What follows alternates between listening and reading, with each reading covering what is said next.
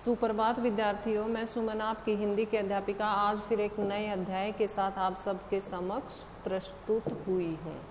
बच्चों, आज हम अध्याय 18 के बाद 18 तक हम पढ़ चुके हैं। मैं उम्मीद करती हूँ आप सभी को अच्छे से समझ में आए होंगे। तो बच्चों, आज हम अध्याय 19 पढ़ेंगे।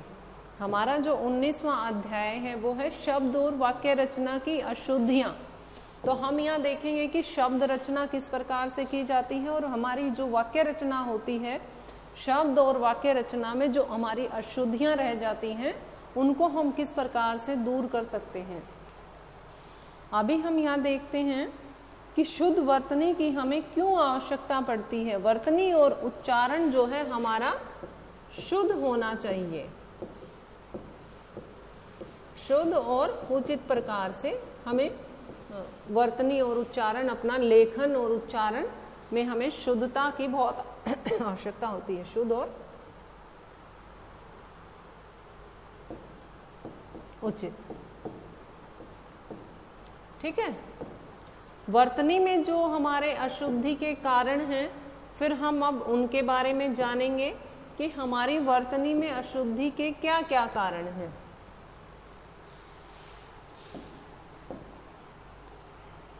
वर्तनी में हमारी अशुद्धियों के जो कारण हैं उनके बारे में देखिए, वो क्यों होते हैं। अनेक भाषाओं और उपभाषाओं एवं बोलियों के प्रभाव के कारण हमारी जो वर्तनी है उसमें अशुद्धियां आ जाती हैं।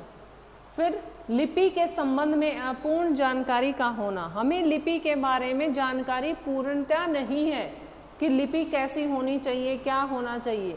अक्षेत्रीय उच्चारण का प्रभाव, जिस क्षेत्र में हम रहते हैं उसमें भाषा या बोली और प्रकार से बोली जाती है, बातचीत का तरीका और तरह से होता है। उन्हीं शब्दों को और कहीं और अगर दूसरे राज्य में, स्टेट में हम चले जाएंगे तो उनका जो उच्चारण है वो और प्रकार से होगा। तो अक्षेत्रीय उच्चारण के कारण भी हमारी वर्तनी में अशुद्धि रह जाती है। व्याकरण सम्मत ज्ञान का अभाव, हमें व्याकरण के बारे में पूर्णतः ज्ञान नहीं है, पूर्ण रूप से जानकारी नहीं है, उसकी भी हमारे पास कमी है।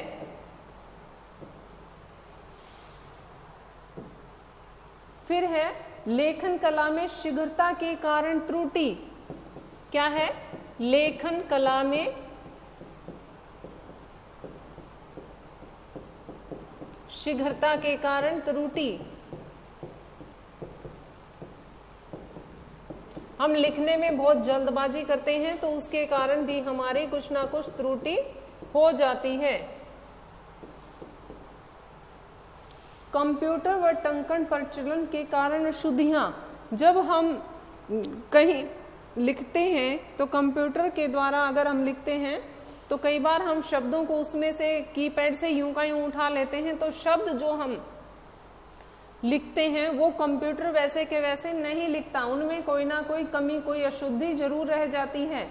शारीरिक अक्षमताओं के कारण त्रुटियां, एक शारीरिक अक्षमताओं के कारण भी त्रुटियां जो हमारी वर्तनी में है अशुद्धि का कारण बनती है।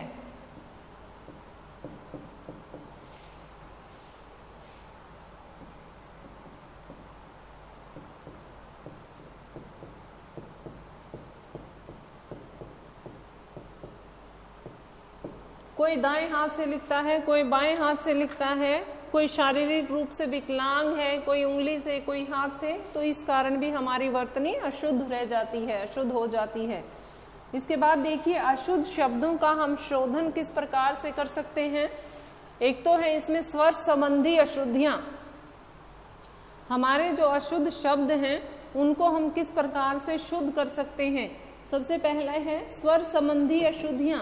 स्वर संबंधी अशुद्धियां भी अक्सर हमारे लिखने में, हमारे लेखों में पाई जाती हैं। तो वो कैसे हैं?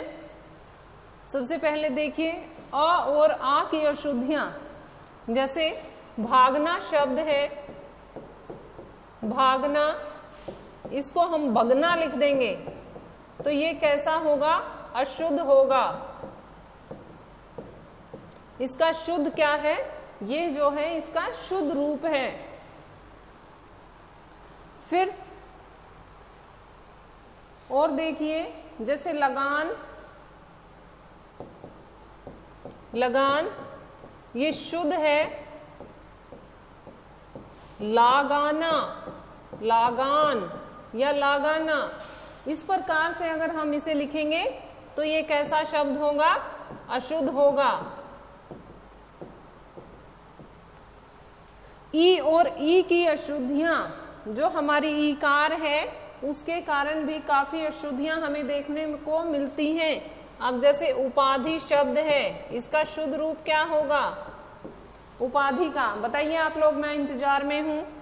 फिर एक शब्द है हानि, इसे अगर हम शुद्ध करके लिखेंगे तो ये देखिए इस प्रकार से होगा, उपाधि अशुद्ध, और ये क्या है? इसके शुद्ध रूप हैं।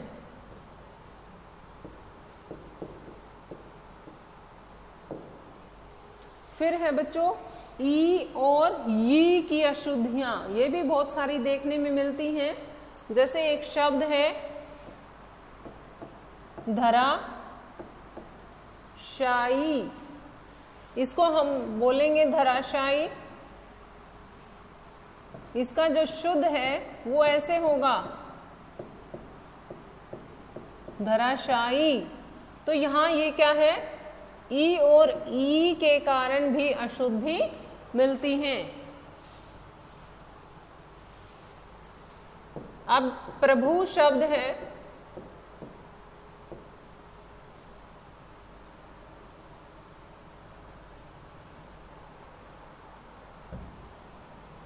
ये अशुद्ध है।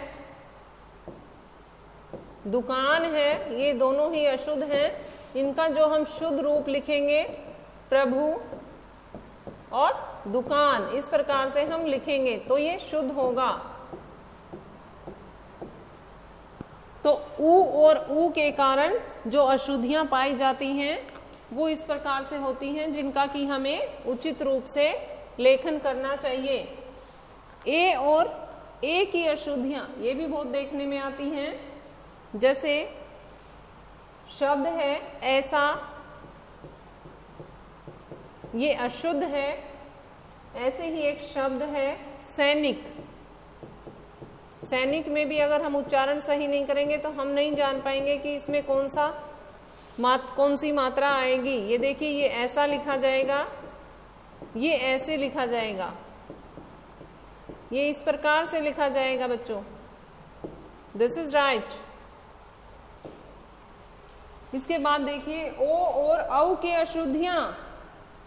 जैसे कौवा, मैं बोलती हूं कौवा, ये मैंने लिखा, ये अशुद्ध है। इसका जो शुद्ध होगा इस प्रकार से होगा। तो ये ओ और औ की भी बहुत सारी मात्राओं की जो अशुद्धियां हैं वो देखने में आती हैं, जो कि हमें नहीं करनी चाहिए। इसके बाद आगे देखिए व्यंजन संबंधी अशुद्धियां। व्यंजन संबंधी जो अशुद्धियां होती हैं वो किस प्रकार से है? अक्षर लोप द्वारा अशुद्धियां। हम अक्षर को खा जाते हैं, पूरा अक्षर नहीं बोलते हैं, शब्द को पूरा नहीं बोलते हैं। कैसे? अब मैं बोलती हूं, देखिए ये मैंने बोला धन, ये गलत होगा।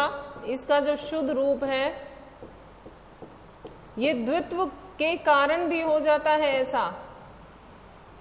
फिर है य के साथ संयोग की अशुद्धियां।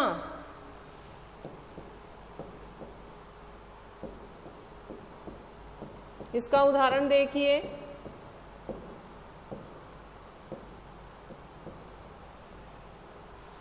इसके बाद है बच्चों र के साथ संयोग की अशुद्धियां।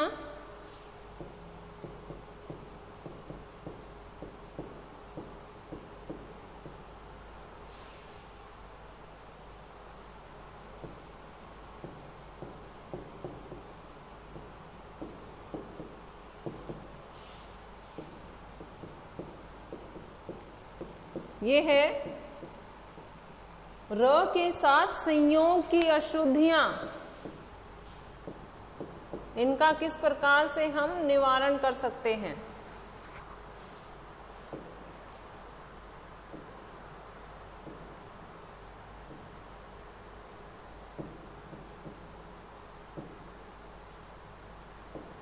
इसके बाद देखिए अक्ष और छ की अशुद्धियां। मैं आपको शब्द बोलती हूं छात्र, आप उसको इस प्रकार से लिखते हो जो कि गलत है। इसका जो उचित रूप है, शुद्ध रूप ये होगा। ज्ञ संबंधी अशुद्धियां,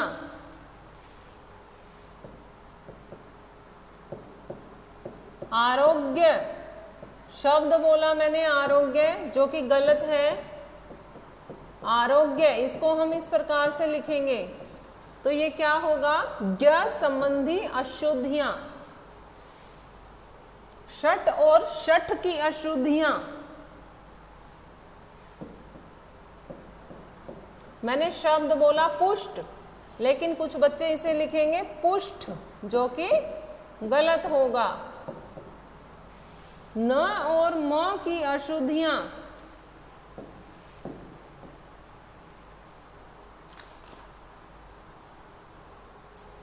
उदाहरण देखिए,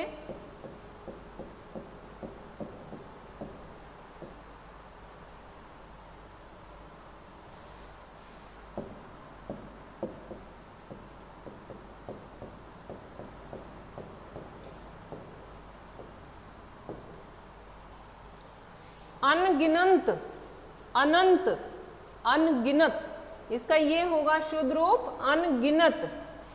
एक और देखिए, अब मैं जैसे आपको बोलती हूं झंडा, ये आप लोग इस प्रकार से लिखते हैं तो ये गलत होगा।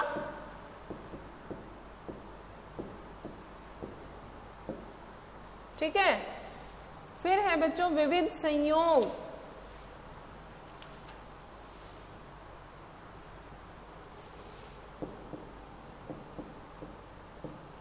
मैं आपको शब्द बोलती हूं क्लिष्ट,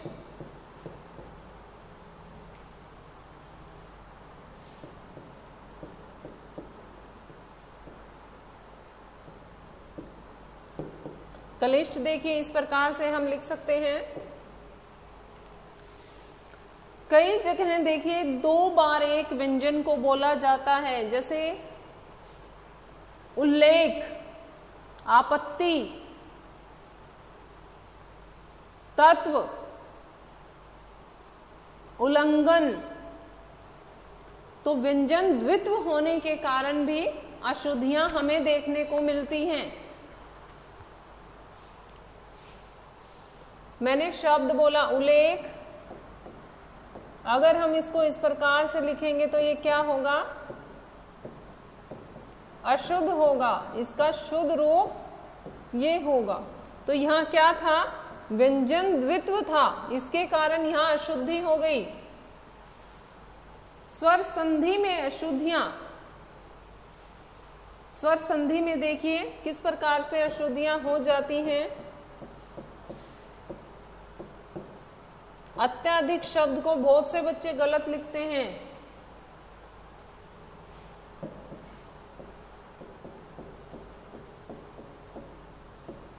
इस प्रकार से ये शुद्ध शब्द होगा। व्यंजन संधि की अशुद्धियां,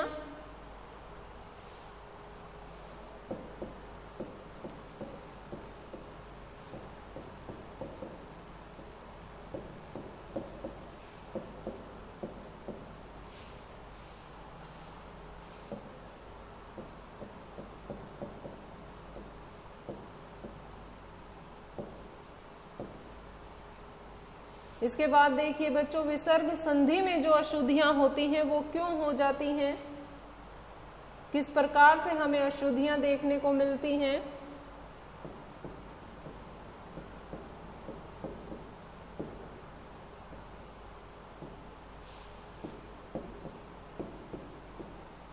जब हम विसर्ग संधि करेंगे तो नभ मंडल को हम इस प्रकार से लिख सकते हैं, जो कि हम नहीं लिखते हैं, तो ये अशुद्धियां हो जाती हैं वहां पर। फिर इसके बाद है समास की अशुद्धियां। घनश्याम का जब हम समास करते हैं तो कुछ बच्चे इस प्रकार से लिखते हैं, जो कि गलत रूप है इसका। इसका उचित और शुद्ध रूप ये होगा।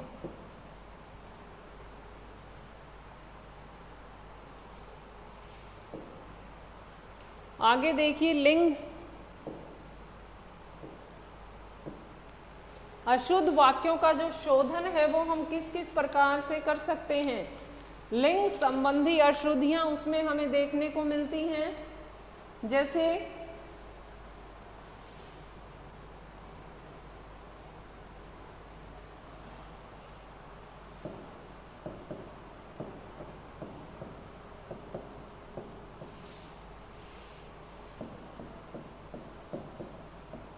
ठंडा ठंडा पवन चला।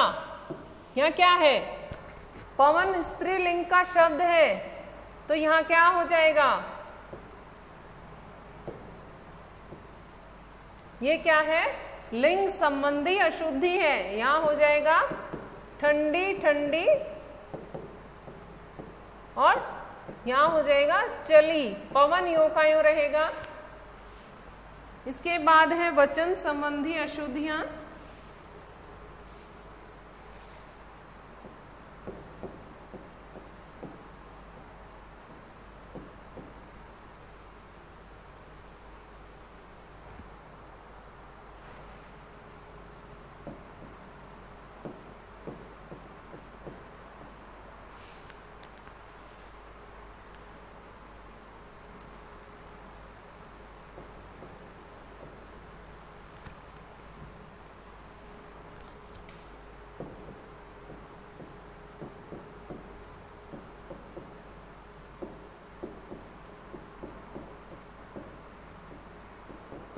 यहाँ देखिए, राम एक वचन है और एक भी एक वचन है, यहाँ बहुवचन बना दिया गया है, तो ये वचन संबंधी त्रुटि यहाँ है।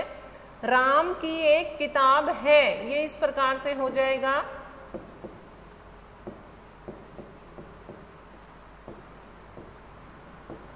तो वचन संबंधी दोष हमें देखने को मिलता है। इसके बाद है बच्चों संज्ञा संबंधी अशुद्धियां और उनके शुद्ध रूप हम किस प्रकार से कर सकते हैं।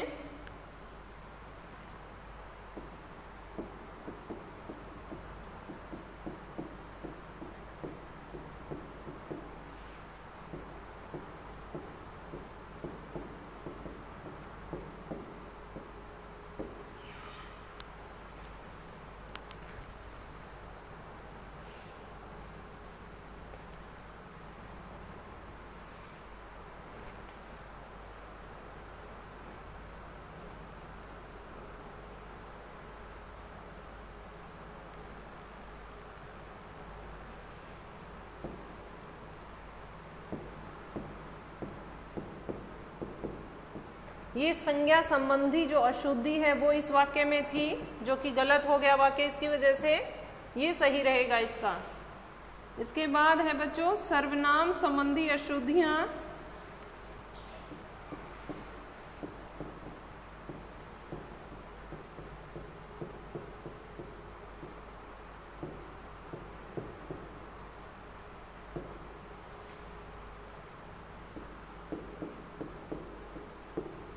देखिए यहाँ पूछ रहा है वह कहाँ गए, इधर तो एक वचन है, सर्वनाम जो है एक वचन में है, और यहाँ उन्होंने बहुवचन में पूछ लिया प्रश्न, तो ये क्या होगा, वह कहाँ गया, इससे ये प्रश्न सही होगा, इसकी अशुद्धि दूर होगी।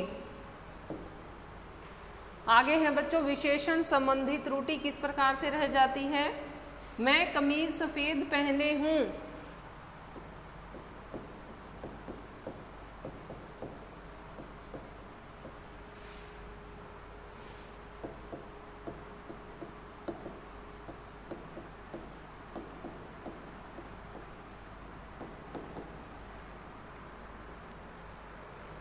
यहां होगा मैंने सफेद कमीज पहनी है, तो ये क्या है, विशेषण संबंधी जो अशुद्धि है वो है इस वाक्य में। क्रिया संबंधी जो त्रुटि है वो देखिए,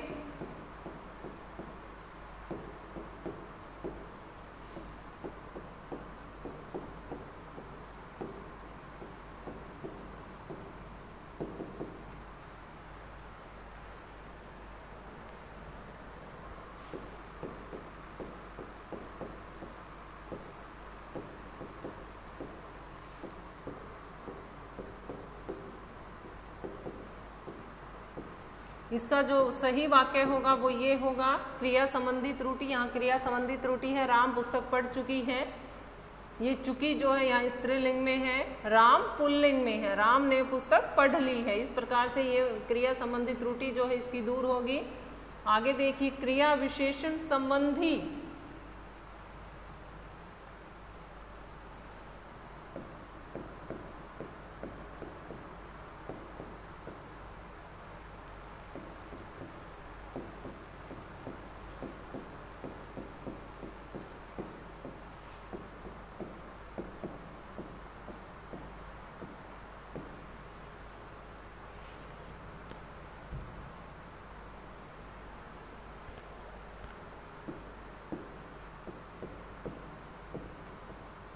यहाँ क्या होगा, इसकी जगह पर प्रतिदिन आ जाएगा बच्चों। यहाँ दिन दिन क्रिया विशेषण जो है ये गलत लगा हुआ है, यहाँ प्रतिदिन आएगा।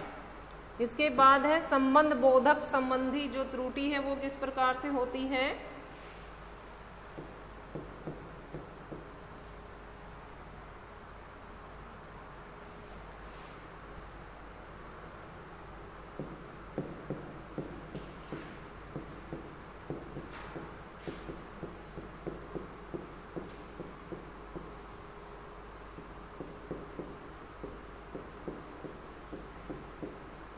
यहाँ ये जो से है यहाँ के हो जाएगा, ये संबंध बोधक जो शब्द है वो गलत लगा हुआ है यहाँ।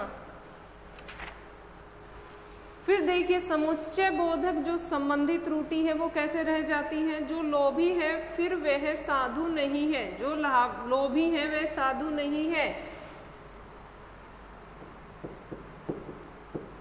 जो लोभी है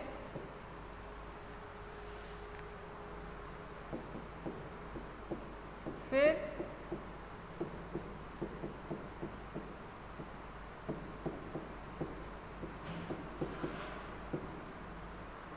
ये गलत है, समुच्चय बोधक जो अव्यय है वो इसमें गलत लगा है।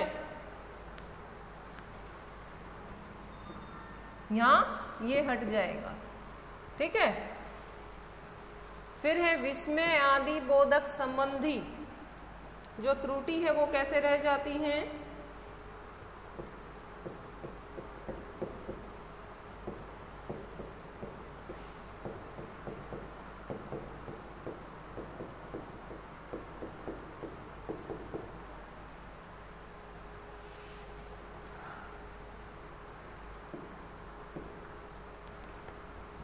यहां हा नहीं आना था,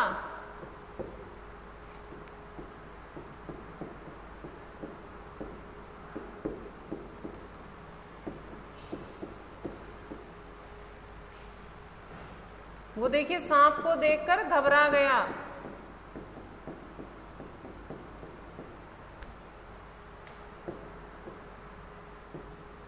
ठीक है, विस्मय आदि बोधक संबंधी जो त्रुटियां हैं वो भी हमें नहीं करनी चाहिए। इसी के साथ हमारा ये अध्याय समाप्त होता है बच्चों। मैं उम्मीद करती हूँ कि आप सभी को अच्छी प्रकार से समझ में आया होगा। धन्यवाद।